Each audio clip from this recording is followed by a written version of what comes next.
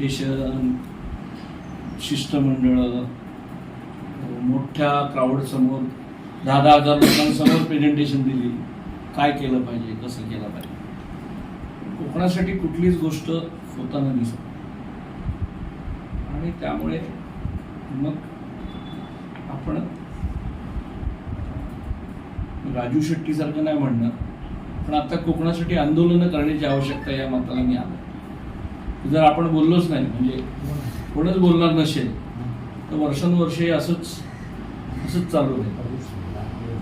आणि त्यामुळे आपण स्वराज्यभूमी आंदोलन असं संपूर्ण कोकणात सुरू करतो.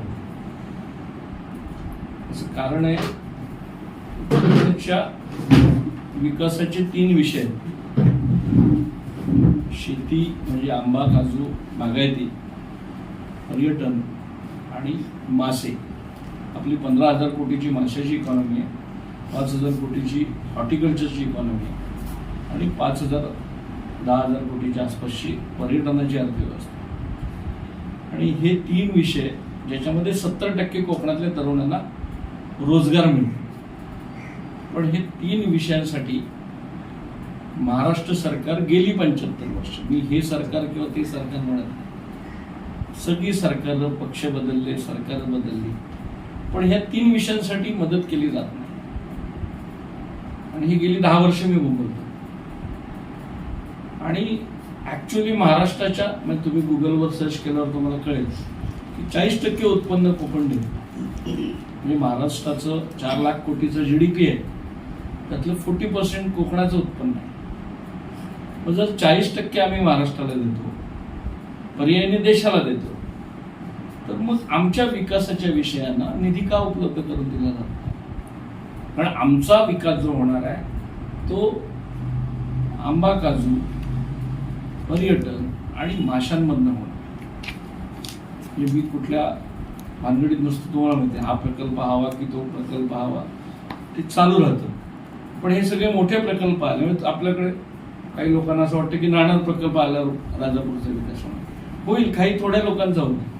जर सामान्य माणसाचा विकास व्हायचा असेल तर तो बागायती, पर्यटन आणि माशातूनच होणार.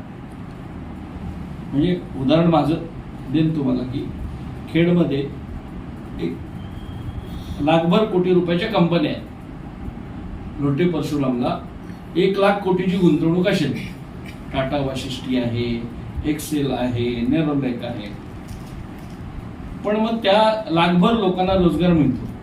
मग त्यातल्या 5,000 मुलांना तरी तालुक्यातल्या मिळतो का रोजगार? तर तो 95% रोजगार हा भैयांना, परप्रांतीयांना मिळतो. हार्डली 5% रोजगार हा स्थानिक माणसांना मिळतो. आणि 5,000 लोकांना रोजगार मिळाला, पण खेड तालुका रिकामा व्हायचा थांबला का? तर आज संपूर्ण कोकणामध्ये 20% घरं, म्हणजे 20% माणसं राहतात. फक्त आजी आणि आजोबा गावामध्ये राहतात.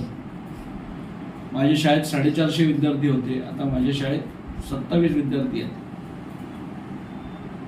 गावांचे वृद्धाश्रम झाले, सगळी गावं रिकामी झाली. सगळे कार्यसम्राट म्हणतात की आम्ही कोकणाचा प्रचंड विकास केला, तर मग शाळांची परिस्थिती ही का, गावांची परिस्थिती ही का? कारण आमचा जो मूळ रोजगार आहे त्याच्याकडे कोणी लक्षच दिलं नाही. आणि हे मोठे प्रकल्प आल्यामुळे म्हणजे 5,000 लोकांना खेड्यात रोजगार मिळाला, पण खाली केमिकल सोडल्यामुळे खालच्या 25,000 भोई समाजाच्या मच्छीमारांना मासे मिळायचे बंद झाले. ते जे गावाला सुखाने राहत होते त्यांची पोरं पुन्हा मुंबईत गेली. खालची शेती उद्ध्वस्त झाली. त्यामुळे विकास व्हायचा असेल तर या 3च विषयांमधनं होणार. आणि याला शून्य निधी दिला जातो. म्हणजे आंबा काजू बोर्ड बनवलंय, 10 वर्ष झाली, ते सुरू सुद्धा केलेलं नाही. दरवर्षी बजेटमध्ये आपण ऐकतो 50 कोटी मिळाले, 100 कोटी मिळाले. सुरू का नाही होत आंबा काजू board? Fisheries corporation, Maharashtra state fisheries corporation, जर माशांच्या योजना राबवायच्या असतील, माशांची शेती करायची असेल, केंद्र सरकार खूप चांगलं काम करते, पण त्या माशांच्या योजना कोकणात राबवायला केंद्रीय मत्स्य संपदा पंतप्रधान मत्स्य संपदा विकास योजना 24,000 कोटीचं बजेट आहे. चंद्रबाबू नायडूने केंद्राचे पैसे वापरले. गुजरात फिशरीजमध्ये प्रचंड काम करतं, आता कर्नाटक सुद्धा करतं. महाराष्ट्र का करत नाही? 50,000 कोटीची फक्त कोळंबीची शेती आहे.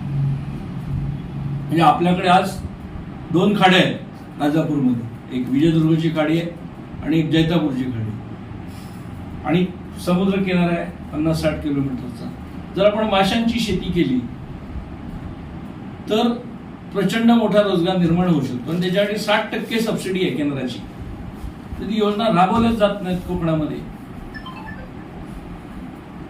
तर या सगळ्यामध्ये आपण खूप विषय आहेत ज्याच्यामुळे कोकणावरती अन्याय केला जातोय.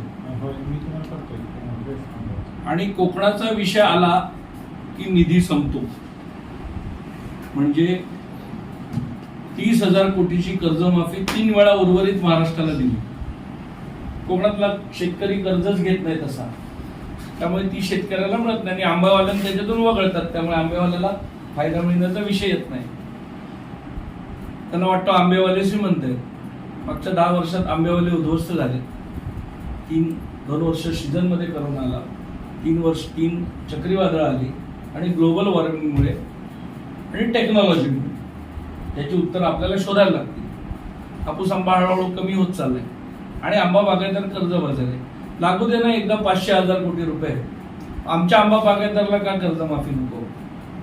जर बाकी सगळ्या महाराष्ट्रातल्या लोकांना जरा काय दुष्काळ पडला, चारा छावण्या 2,000 कोटी, जरा ऊस कमी आला 3,000 कोटीचं पॅकेज, FRP सरकारची गॅरंटी, सोयाबीनला हमी भाव, तुमच्या कापसाला हजारो कोटी रुपये लागतात दरवर्षी गॅप फंडिंगसाठी. मग हे सगळं होतं तर काजूबीला 150 रुपयाचा हमी भाव का नको? सुपारीला हमी भाव का नको? हा प्रश्न कधी कोकणातल्या लोकांनी विचारलाच नाही किंवा आपापल्या घरी सगळे चर्चा करतायत. कधी रस्त्यावरती आपण हे सगळे विषय घेऊन उतरलो नाही. त्यामुळे आपण असं ठरवलंय की एक 10 मागण्या एका वेळी सगळं मागायला गेलो तर कन्फ्युजन होईल. त्यामुळे 10 मागण्या किंवा काजूबीला आणि सुपारीला हमी भाव, आंबा बागायतदारांना 1 टाइम कर्जमाफी. आम्ही सारखी नाही मागणार, 1 टाइम. आणि मग आमच्या बेसिक समस्या, मार्केट यार्ड तिथे कशाला? मी लंडन पासून आंबा महोत्सव केला. मार्केट यार्ड तिथे पाहिजे, राजापुरात पाहिजे, देवगडात पाहिजे. हा, त्या आंब्याच्या समस्या सोडवता येतील पण त्याचा प्रयत्नच कोण करत नाही. आणि आम्ही कोकणातले लोक फक्त व्यक्तिगत कामं करत बसतो, त्यामुळे आम्ही कधी एकत्र येत नाही. सो आंब्याची कर्जमाफी, मच्छीमारांना इतका रेव्हेन्यू देतो. म्हणजे नुसता जीएसटी आहे ना मच्छीमार, आपण नंतर वाढवू, नुसता जीएसटी आहे ना गव्हर्नमेंटला एक 2-3 हजार कोटीचा देतो. बाकी इंडस्ट्रीचा जीएसटी लाखो कोटीचा तुम्ही घेता, आमच्या मच्छीमारांचा तरी परत द्या ना आम्हाला. हे लॉजिकली सांगण्याची आवश्यकता आहे. इंडस्ट्रीज 40% महाराष्ट्राच्या इंडस्ट्रीज कोकणात आहे. महाराष्ट्राला जे उत्पन्न मिळतं ते मॅक्सिमम कोकणात मिळतं.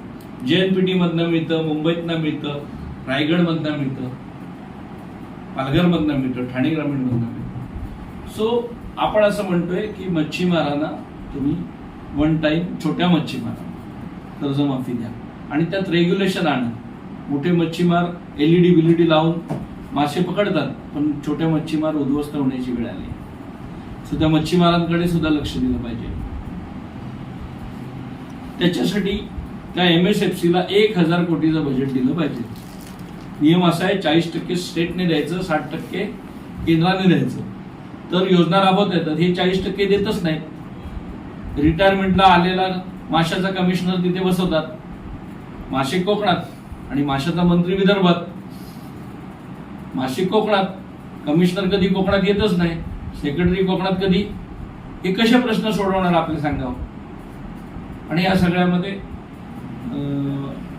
कोणीतरी बोलायला लागेल आणि या सगळ्याचा आवाज उठवायला लागेल. जनतेला पटेल नाही पटेल